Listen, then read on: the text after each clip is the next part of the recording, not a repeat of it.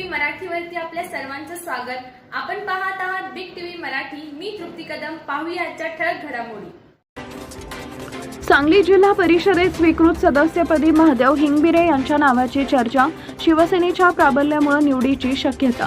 सांगली जिल्हा परिषदेत स्वीकृत सदस्यपदासाठी शिवसेनेचे जत विधानसभा प्रमुख तथा उद्योजक महादेव हिंगमिरे यांच्या नावाची जोरदार चर्चा सुरू झाली आहे। जिल्हा परिषदेत शिवसेनेचे संख्याबळ आणि प्राबल्य लक्षात घेता स्वीकृत सदस्यपदी त्यांच्या निवडीची दाट शक्यता वर्तवली जात असून राजकीय वर्तुळात या घडामोडींना विशेष महत्त्व प्राप्त झाले। याबाबत मिळालेल्या माहितीनुसार महादेव हिंगमिरे हे गेल्या अनेक वर्षांपासून सामाजिक, राजकीय आणि विकासात्मक कामांमध्ये सक्रिय आहेत। लिंगायत समाजाचा आक्रमक चेहरा म्हणून ओळखले जात आहेत व लिंगायत समाजाची संख्या पाहता लिंगायत समाजाला संधी मिळण्याची दाट शक्यता आहे।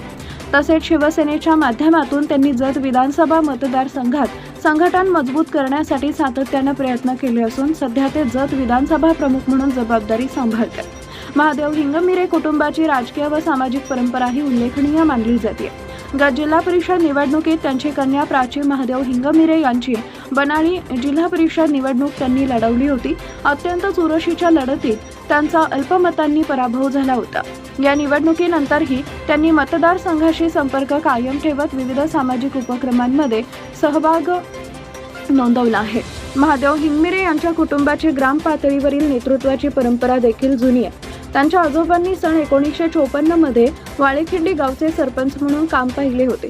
त्याच परंपरेचा वारसा पुढे नेत त्यांच्या पत्नी वसुधा महादेव हिंगमिरे या सध्या वाळेखिंडीच्या विद्यमान सरपंच म्हणून कार्यरत असून गावच्या विकासासाठी विविध योजना राबवत आहेत। तसेच वाळेखिंडी गावचा राज्यात माझी वसुंधरा स्पर्धेत 3रा क्रमांक मिळालाय। सांगली जिल्हा परिषदेतील स्वीकृत सदस्यपदासाठी महादेव हिंगमिरे यांच्या नावाची चर्चा रंगू लागल्याने जत तालुक्यातील शिवसैनिकांमध्ये उत्साहाचं वातावरण आहे। पक्ष नेतृत्वाकडून अंतिम निर्णय जाहीर झाल्यानंतर या चर्चेला अधिकृत स्वरूप मिळणार असले तरी सध्याच्या राजकीय घडामोडी पाहता यांच्या नावावर शिक्कामोर्तब होण्याची शक्यता राजकीय जाणकारांकडून व्यक्त केली जाते। दरम्यान स्वीकृत जिल्हा परिषद सदस्य पदाबाबतचा अंतिम निर्णय पक्ष नेतृत्व आणि संबंधित प्रक्रियेनंतरच स्पष्ट होणार असून याकडे संपूर्ण जिल्ह्याचं लक्ष लागलंय।